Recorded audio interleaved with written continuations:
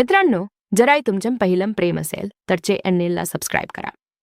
माझे वडील मला मारून खूप दूर फेकून आले. ते मला बोलायचे की तू आमची इज्जत धुलीला मिळवली आहेस. मला माहीत नव्हतं की मी असं कोणतं काम केलं होतं ज्यामुळे त्यांची इज्जत धुलीला मिळाली होती. मी फक्त एक अपंग मुलगी होते जिला या दुनियेची काही समज नव्हती, जिच्या समाजासोबत काही संबंध नव्हता. माझ्या वडिलांनी मला विष दिलं होतं. त्यांच्या नजरेत मी मेले होते, परंतु एका चांगल्या माणसाची माझ्यावर नजर पडली. त्याने माझा जीव वाचवला आणि मग त्यानंतर तो मला त्याच्या घरी घेऊन गेला. 3 वर्षानंतर जेव्हा मी 17 वर्षांचे झाले तेव्हा त्याने माझ्यासोबत लग्न केलं. मी त्याच्यासोबत खूप खुश होते.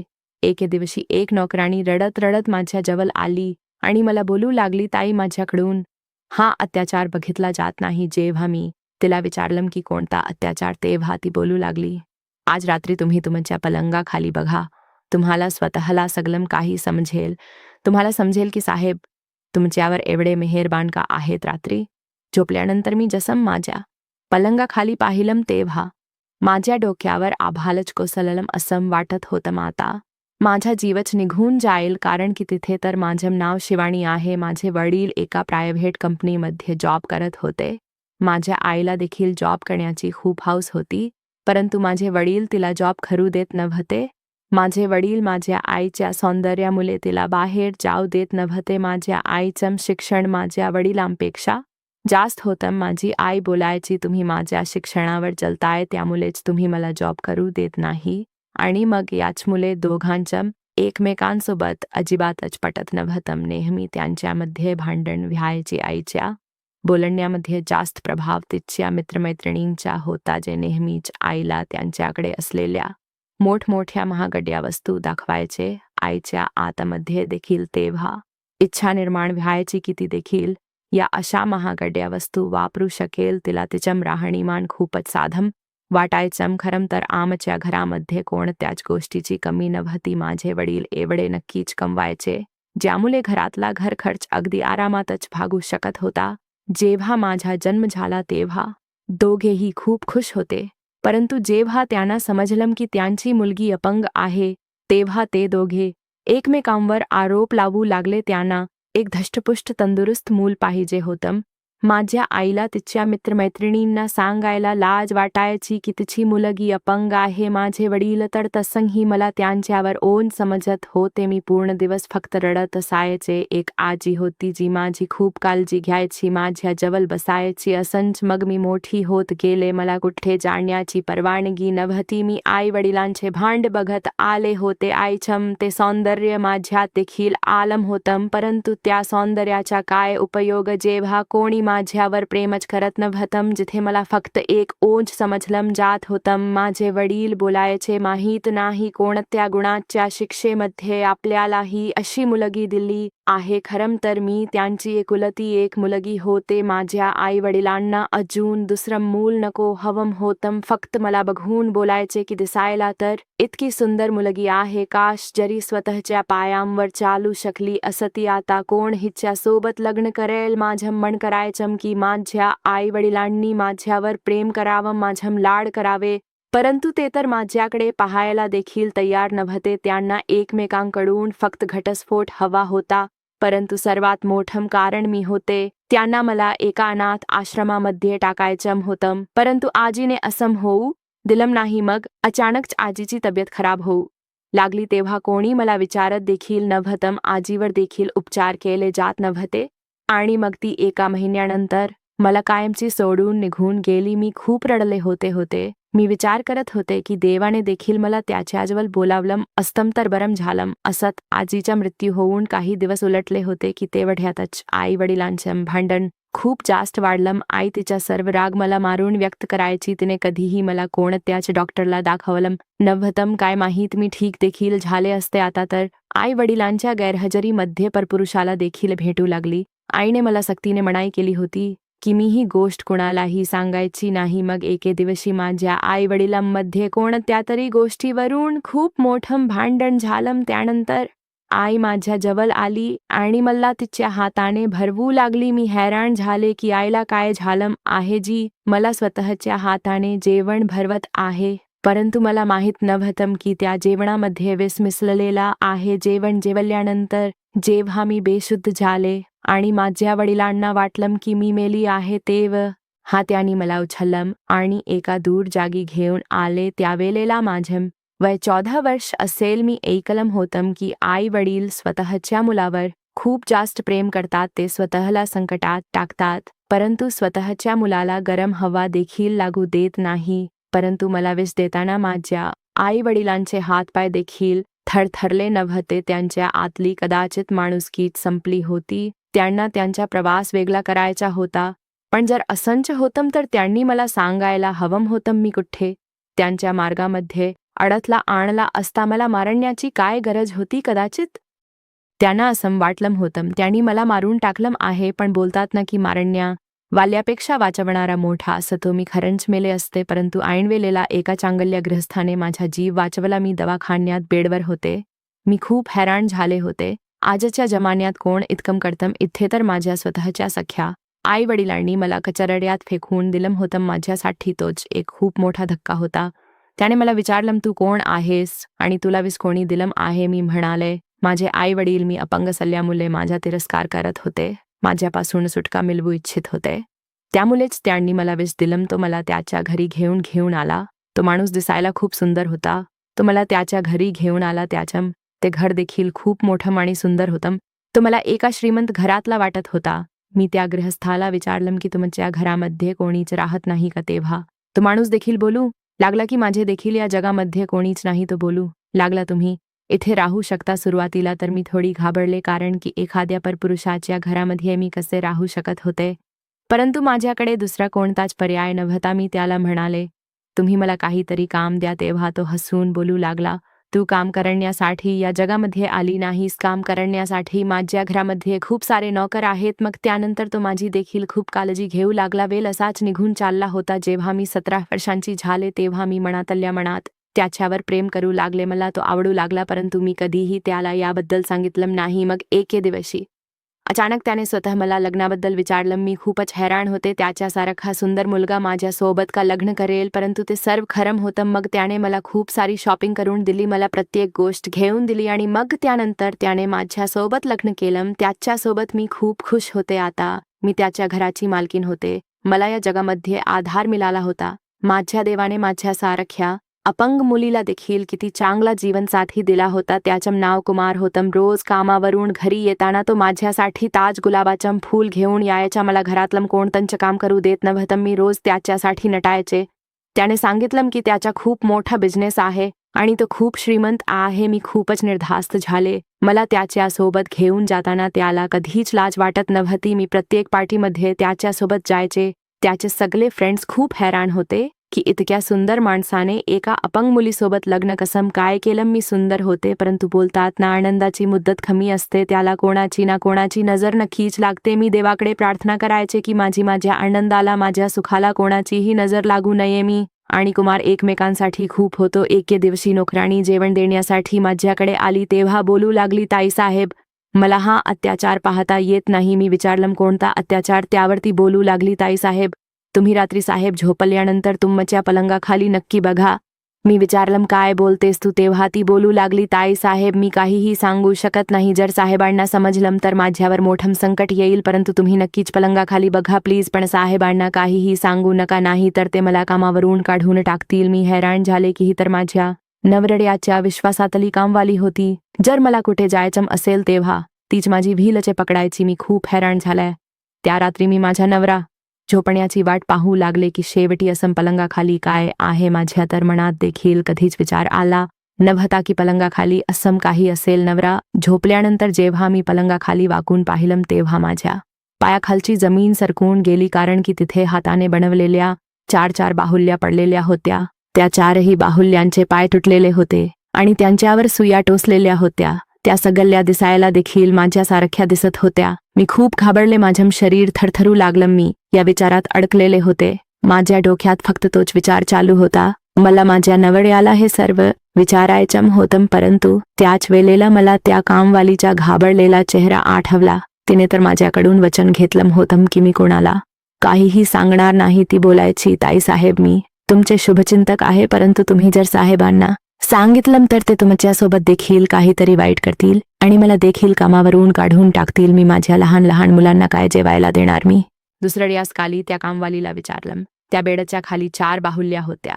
त्या सकाळच्या वेळेला तिथून गायब झाल्या होत्या. तू सांग असं काय आहे जे तू माझ्यापासून लपवतेस? तेव्हा ती बोलू लागली, ताईसाहेब, तुम्हाला माहीत नाही का, तुम्हाला असं वाटत नाही का की तुमच्यावर कोणीही इतका मेहरबान का आहे? त्यामागे नक्कीच काही ना काही कारण तर असणारच ना. तुमच्या आधी इथे खूप सारड्या मुली आल्या होत्या, त्या दिसायला अगदी सुंदर होत्या. साहेबांनी तुमच्याप्रमाणे त्यांच्यासोबत देखील लग्न केलं होतं. मग त्यानंतर तिने तिचं बोलणं मध्येच थांबवलं आणि मग बोलू लागली, ताईसाहेब, तुम्ही खूप साध्या आहात. तुम्ही जरा साहेबांपासून सावध रहा. मला तुमची मदत करायची आहे. मला माझ्या कानांवर विश्वास बसत नव्हता. मी म्हणाले, पहिले मला हे सांग की या बावल्याने काय होणार आहे? तेव्हा ती बोलू, ताईसाहेब, पहिल्या ताईसाहेबांच्या बेडच्या खाली देखील अशाच बाहुल्या साहेबांनी ठेवल्या होत्या. मी स्वतः पाहिलं होतं. मग त्यानंतर काही दिवसांनंतर त्या ताईसाहेबांचा मृत्यू झाला. साहेबांनी सांगितलं कोणालाही सांगायचं नाही. आम्हा सगळ्यांना देखील हे सांगायला मनाई केली आहे. नोकराणीचं बोलणं ऐकून मला वेगळंच टेन्शन आलं होतं. मी तिच्याकडून सल्ला मागितला. तू सांग मला आता मी काय करायला पाहिजे? तेव्हा ती बोलू लागली, ताईसाहेब, तुम्ही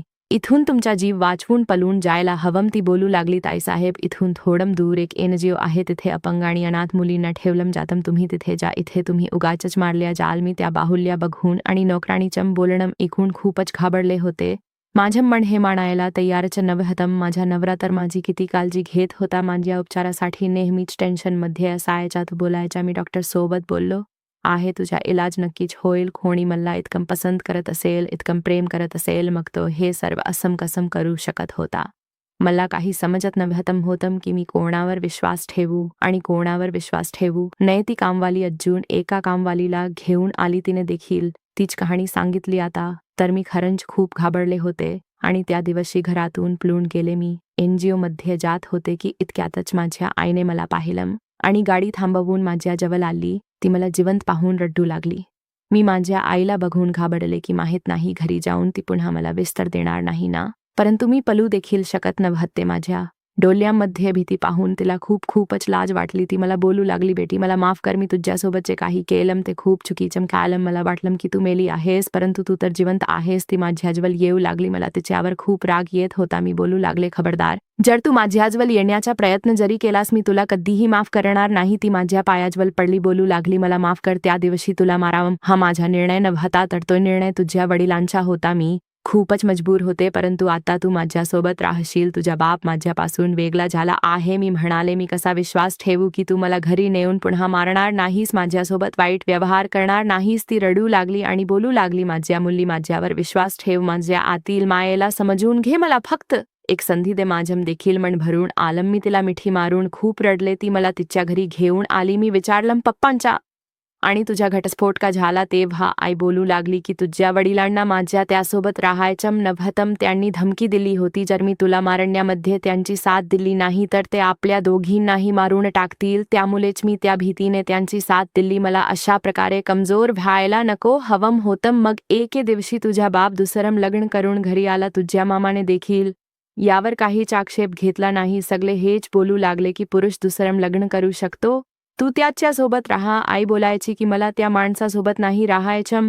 मी पूर्ण रात्र रडत राहायचे. मी एक अशी आई आहे जिने स्वतःच्या मुलीला विष दिलं होतं. मला त्यानंतर एक क्षण देखील शांतता मिळाली नाही. मला तुझ्या वडिलांसोबत राहायचं नव्हतं. मला पैशांची लालच होती. मला तुझ्या वडिलांचा एक मित्र आवडायचा, परंतु नंतर मला समजलं की कोणताच पुरुष विश्वासाच्या लायकीचा नाही. माझ्या घटस्फोटानंतर तो देखील माझ्यासोबत लग्न करायला तयार नव्हता. मी नोकरी शोधायला सुरुवात केली. मग त्यानंतर मला नोकरी देखील मिळाली. जेव्हा मी नोकरी करायला सुरुवात केली तेव्हा मला जाणीव झाली की मी काय केलं आहे. पूर्ण आयुष्य मी तुझी काळजी घेतली नाही, तुझी पर्वा केली नाही. तू माझी मुलगी होतीस. मी तुझ्यासोबत खूप वाईट व्यवहार केला आहे. कितीतरी जोडपे मुलासाठी तडफडतात आणि देवाकडे प्रार्थना करत असतात, देवाकडे नवस करतात जेणेकरून त्यांना मूल व्हावं. मला माफ कर. मी अजून माझ्या आईला असं माफी मागताना पाहू शकत नव्हते, त्यामुळेच मी तिला माफ केलं. ती खुश झाली. आई बोलू लागली, आता मी तुला कुठेही जाऊ देणार नाही. इतकी वर्ष तू कुठे राहिली होतीस? मी म्हणाले, जेव्हा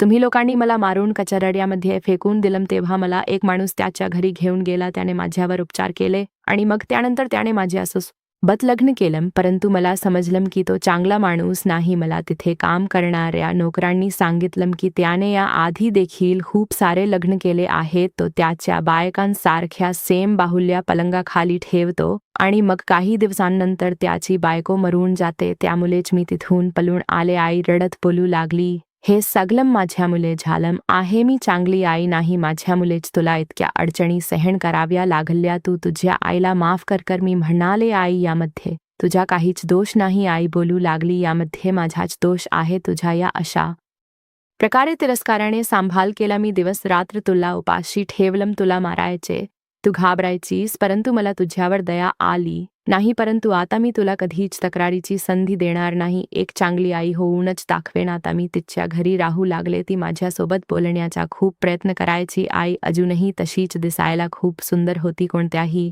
अंगलने ती एका लग्न झालेल्या मुलीच्या काही वाटत नव्हती. कोणीही अगदी सहज धोका खाऊ शकला असता. तिच्या वय आणि तिच्या एकंदरीत राहणीमानावरून ती माझी बहीण वाटायची. आताही तिच्यावर खूप सारे पुरुष जीव ओवाळून टाकायचे. आईने सांगितलं, मी जिथे जॉब करते हे घर मला त्याच कंपनीने दिलं आहे. ऑफिसकडून मला गाडी देखील मिळाली होती. ती एका मोठ्या पोस्टवर काम करत होती. तिने मला सांगितलं, मी लवकरात लवकर तुला तुझ्या नवऱ्याकडून घटस्फोट मिळवून देईन. तुला घाबरण्याची काहीच गरज नाही. आता तू एकटी नाहीस. तुझी आई तुझ्यासोबत आहे. मी खुश झाले की मी एकटी नाही. मला कुठे ना कुठे माझ्या नवऱ्याला सोडल्याचं दुःख नक्कीच होतं. मला अजूनही त्या माणसाच्या मनामध्ये नक्की काय चालू आहे याबद्दल काहीच माहीत नव्हतं. आई पुन्हा परत ऑफिसवरून आल्यावर माझ्यासोबत खूप साऱ्या गप्पा गोष्टी करायची. मला सांगायची की मी आता माझ्या सगळ्या मित्रमैत्रिणींना सोडून दिलं आहे. सगळ्या मला कमीपणा आणायच्या. त्यांनी माझ्या आतमध्ये विष कालवलं होतं. मी म्हणाले, माणूस तर चुकांमधून शिकतो ना आई. तेव्हा माझी आई एकदमच शांत झाली. मला तिथे राहून 1 महिना झाला. एके रात्री मला तहान लागल्यामुळे मी उठले आणि किचनकडे येऊ लागले. परंतु मला माझ्या आईच्या खोलीतून आवाज येत होता. माझ्या मनात जरा कुतूहल निर्माण झालं. मी विचार केला, बघूया तर ते काय बोलते. रात्रीच्या या वेळेला आईच्या खोलीमध्ये कोण असू शकतो. आईने तर सांगितलं होतं की तिने तर सर्वांसोबत संबंध तोडले आहेत. मी तिथे थांबून ऐकू लागले. मला एका पुरुषाचा आवाज येत होता. आईला तो माणूस बोलत होता, तू लवकरात लवकर तुझ्या मुलीला घटस्फोट मिळवून दे, नाही तर मी तुला नोकरीवरून काढून टाकेल. तो आईचा बोस होता. पण रात्रीच्या या वेळेला तो आईच्या खोलीत. मला हे सगळं अजिबातच ठीक वाटत नव्हतं. मग तो बोलू लागला, तुझी माझ्यासोबत लग्न करण्याचं स्वप्न पाहतेस. तुझं ते स्वप्न तेव्हाच पूर्ण होईल जेव्हा तू माझं काम करशील. जर मी तुझ्याकडून माझं घर आणि गाडी हिसकावून घेतली तर तू रस्त्यावर येशील. तू अजूनही तुझ्या मुलीला घटस्फोट मिळवून दिला नाहीस. मी इतकं काही केलंय. तुझ्या मुलीच्या कामोलीला पैसे दिले, तिला घरातून हकलावून लावलं. तुझ्या मुलीच्या मनामध्ये संशय निर्माण केला. खोटे पुतळे बनवून पलंगाखाली ठेवले. ती अपंग मुलगी मला माझ्या मुलाच्या आयुष्यामध्ये नकोय. मी हैराण होते. हे तर माझ्याबद्दलच बोललं जात होतं. नक्कीच तो माणूस माझ्या नवऱ्याचा बाप होता. माझी आई बोलू लागली, जसं तू बोलणार तसंच होणार. आता तुला तक्रार करण्याची संधी मिळणार नाही. मी माझ्या मुलीच्या मनामध्ये माझी जागा निर्माण केली आहे. ती खूपच साधी बोली आहे. मी तिच्याकडून सही करून घेईन. आता मला सर्व काही समजलं होतं. मला आता माझ्या स्वतःच्या कमी बुद्धीवर खूपच राग येऊ लागला. मी माझ्यावर प्रेम करणाऱ्या नवऱ्यावर विश्वास ठेवला नाही. मी किती सहजपणे त्यांच्या जालात ओढले गेले होते. जी आई स्वतःच्या मुलीला विष देऊ शकते ती अचानकच इतकी चांगली कशी होऊ शकते. हा तर एक व्यवस्थित आखलेला प्लॅन होता. त्या कामवाल्या देखील या सर्व प्लॅनमध्ये सामील होत्या. मी त्यांच्या बोलण्यामध्ये आले. त्यांनीच त्या 4 बाहुल्या माझ्या पलंगाखाली ठेवल्या असतील आणि त्या इतर मुलींच्या गोष्टी देखील असंच काहीतरी सांगितल्या असतील. मला एकदम गुदमरल्यासारखं वाटू लागलं. मला तिथून बाहेर निघायचं होतं. दुसऱ्या दिवशी जेव्हा आई ऑफिसला गेली तेव्हा तिची कामवाली माझ्यावर नजर ठेवण्यासाठी आली. मी तिला म्हणाले, माझी मदत कर. मी तू सांगशील ती रक्कम द्यायला तयार आहे. मला माझ्या नवऱ्याच्या घरी घेऊन चल. माझी आई खूपच अत्याचारी आहे. माझी आई अजिबातच बदललेली नव्हती. तिने फक्त माझ्यासमोर चांगलं असण्याचं नाटक केलं होतं. चांगलं असण्याचा मुखवटा लावला होता. मी सांगितलं की ती माझा घटस्फोट करून देणार आहे. तिला माझा संसार उद्ध्वस्त करायचा आहे. आई असून देखील त्या माणसासोबत लग्न करून ती मला सोडून निघून जाईल. तू माझी मदत कर. कदाचित त्या कामवाल्याला देखील माझ्यावर दया आली. तिला देखील पैशांची गरज होती. त्यामुळेच ती माझी मदत करण्यासाठी तयार झाली. मी गाडी करून सरळ नवऱ्याजवळ गेले. तो सुंदर मुलगा माझ्या आठवणीमध्ये खूपच उदास झाला होता. मला बघून हैराण झाला आणि बोलू लागला, तू कुठे निघून गेली होतीस मला न सांगता? कुठे गेली होतीस? मी तुला कुठे कुठे नाही शोधलं. असं माझ्याकडून काय चूक घडली हो ती ज्यामुळे तू मला सोडून गेली होतीस? मी म्हणाले की मला माफ कर. तुझ्या विश्वासातल्या कामवालीने मला सांगितलं की तू मुलींचा वापर करतोस आणि मग त्यांना मारून टाकतोस. तिने माझ्यासारख्या बाहुल्या आपल्या पलंगाखाली ठेवल्या होत्या. मी त्या कामवालीला शोधलं तेव्हा ती घरात कुठेच नव्हती. माझा नवरा तर त्या सर्वांपासून लांबच होता. जेव्हा मी घर सोडून गेले तेव्हा त्याच कामवालीने माझ्या नवरड्याला सांगितलं की मी माझ्या आई वडिलांकडे गेली आहे. तिने माझ्या नवरड्याला सांगितलं की मी पुन्हा परत येणार नाही. मी म्हणाले, मी घाबरले होते, मला माफ कर. मी तुझ्यावर विश्वास ठेवला नाही. चुकीच्या माणसावर विश्वास ठेवून नेहमीच माणसालाच नुकसान सहन करावं लागतं. ज्या मुलीच्या आई वडिलांनी तिचा वापर करून स्वतःच्या स्वार्थासाठी तिला फेकलं होतं ती मुलगी अशीच होते. मी म्हणाले, माझी आई आणि तुझ्या वडिलांनी आपल्याला वेगळं करण्यासाठी एक प्लेन बनवला होता. ते दोघेही मिळालेले आहेत. तुझे वडील माझ्यासारख्या अपंग मुलीला स्वतःची सून म्हणून स्वीकारू शकत नाही. त्यांना तुझ्या खांद्याला खांदा मिळवून चालणारी मुलगी पाहिजे, जिच्यामध्ये काहीच कमतरता नसेल. ते माझ्या आईसोबत याच अटीवर लग्न करणार आहेत. त्यांची अशी इच्छा आहे की पहिले त्यांनी माझ्या तुझ्यासोबत घटस्फोट करावा. माझ्या नवऱ्याला ही सर्व कहाणी समजल्यानंतर तो खूपच हैराण झाला. तो बोलू लागला, माझा बाप चांगला माणूस नाही, त्यामुळेच मी त्याच्यापासून वेगळा राहतो. त्यांना अय्याशी करण्याची सवय आहे. प्रत्येक सुंदर मुलीला ते लग्नाचे स्वप्न दाखवतात. स्वतःच्या पैशाच्या जोरावर त्या मुलीसोबत अय्याशी करतात आणि मग जेव्हा त्यांची भूक मिटते तेव्हा तिला सोडून देतात. याचा अर्थ माझ्या नवरड्याचा बाप माझ्या आईला स्वतःच्या स्वार्थापोटी वापरत होता. तिच्यासोबत लग्न करणार नव्हता. माझ्या नवरऱ्याने सांगितलं, मी तुला कधीही सोडणार नाही. मी त्या कामवालीला कामावरून काढून टाकलं. माझ्या नवरऱ्याने पुन्हा माझा हात पकडला. तो माझ्यावर खूप प्रेम करत होता. असे लोक जे पैशांच्या लालसेमध्ये येऊन स्वतःचा संसार उद्ध्वस्त करतात, त्यांच्यावर कधीही विश्वास ठेवू नका. माझ्या आईला देखील सगळी सत्यता समजली होती. ती देखील माझ्या नवरऱ्याच्या घरी आली. तिला काळजी होती की जर मी घटस्फोट घेतला नाही तर तिच्या हातात येणारी संपत्ती निघून गेली असती. खरं तर तिचं कोणावरच प्रेम नव्हतं. ती फक्त पैशांवरच प्रेम करत होती.